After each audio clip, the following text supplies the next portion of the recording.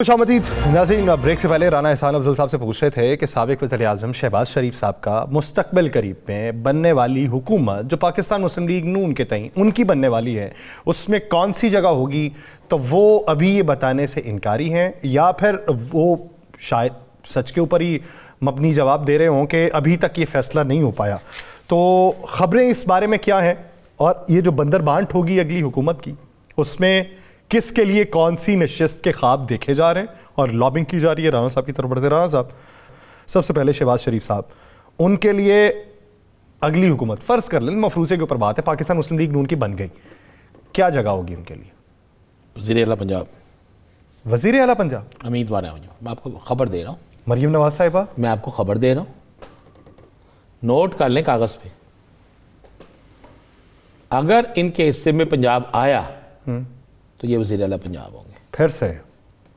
भैया मैं आपसे कह रहा हूँ, ये कागज़ पेंसिल आपके आगे पड़ा है, यासर साहब लिख लीजिए।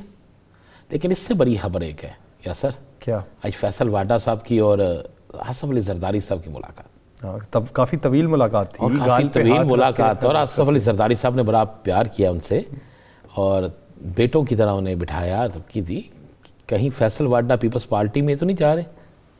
फैसल वाडा का पीपल्स पार्टी में जाना बहुत बड़ी खबर होगा, किसी भी बड़े सरबराह से बड़ी खबर होगा।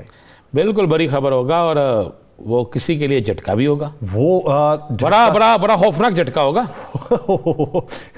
उसकी इमेजिनेशन ही जरा खौफनाक जुजरी वाली है, क्योंकि वो तो मंजरनामा पलट जाएगा ना।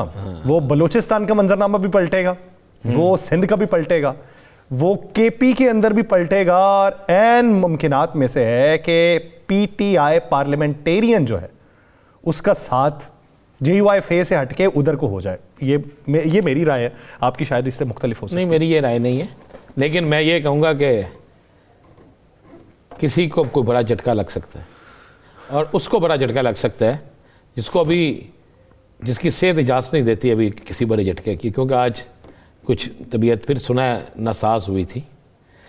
लेकिन ये लाहौर की आबो हवा इन दिनों तो ऐसी नहीं, अभी तो भाई हल्की हल्की बारिश हो रही है। हाँ जी, बूंदाबांदी हुई, हल्की बूंदाबांदी हुई। मुझे नहीं पता मसनूई बारिश है या जेन्युइन बारिश है, लेकिन हल्की हल्की बूंदाबांदी हुई है। फिर मुझे वो दिसंबर का महीना भी याद आया कि दिसंबर में जो होती है बूंदाबांदी ना, वो तो दिसंबर की यादें बड़ी होती है ना, लेकिन बड़ी तेज़ सियासी गर्मा गर्मी हो गई है।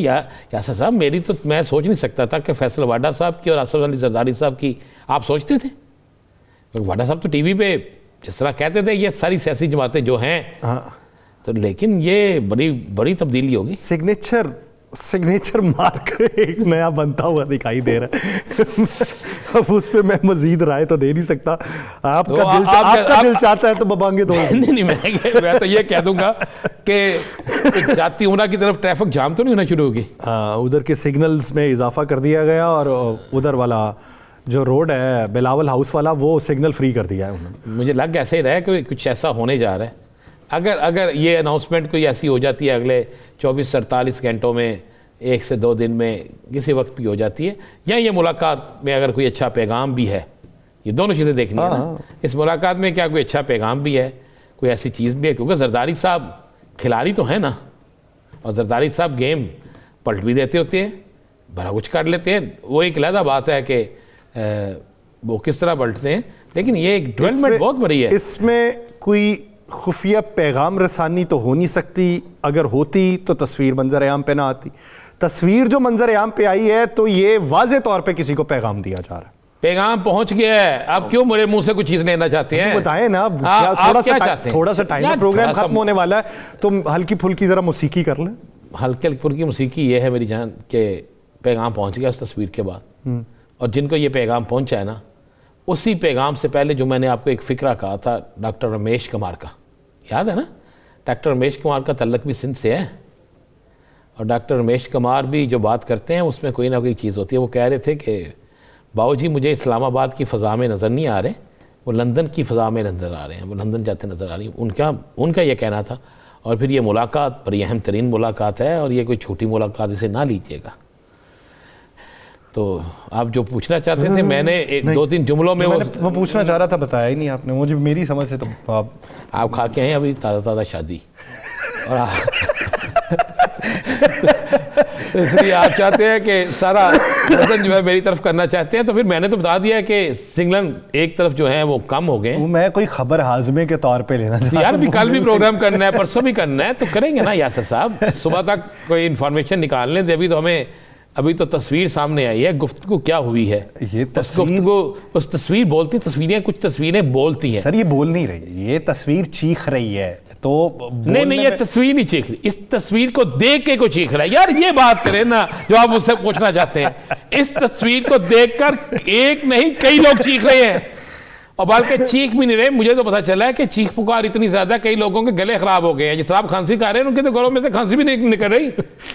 तो तस्वीरें बोलती हैं, और ये तस्वीर बोलती, इस तस्वीर ने जितना बोला है ना, उसके बाद कुछ लोगों की बोलनी बंद हो गई है। बात मैं ये कह देता हूँ। चले, प्रोग्राम का वक्त ख़त्म हुआ चाहता है। वो जाते जाते कुछ लोगों के लिए पैगाम ये कि सकूत सहरा में बसने वाले ज़रा रुतों के मिजाज समझो, जो आज का दिन सुकून से गुजरा तो कल का मौसम ख़राब होगा।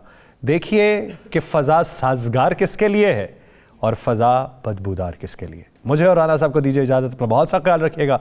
मुलाकात होगी कल, अल्लाह निगहबान।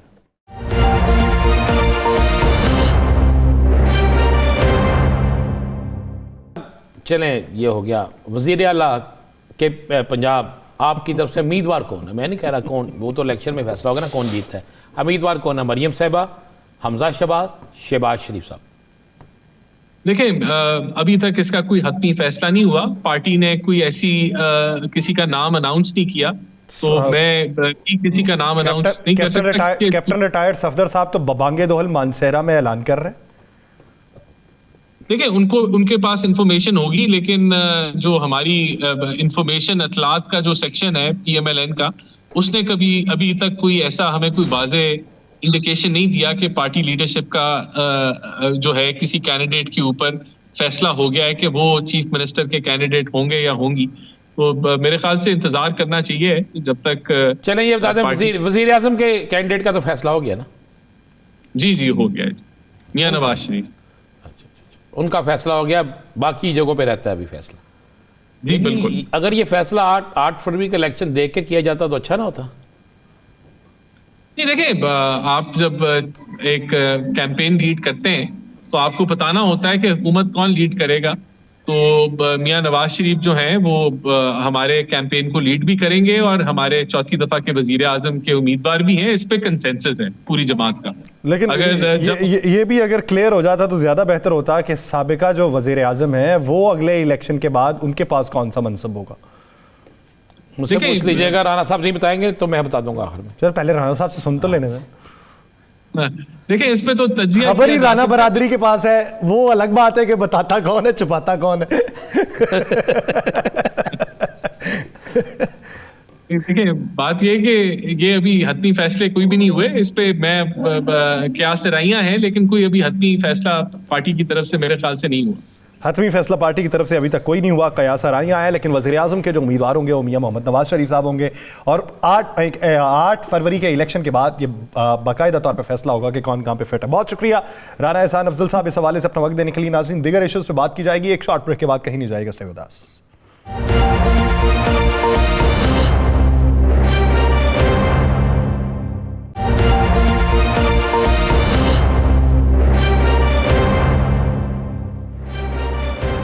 ब्रेक के बाद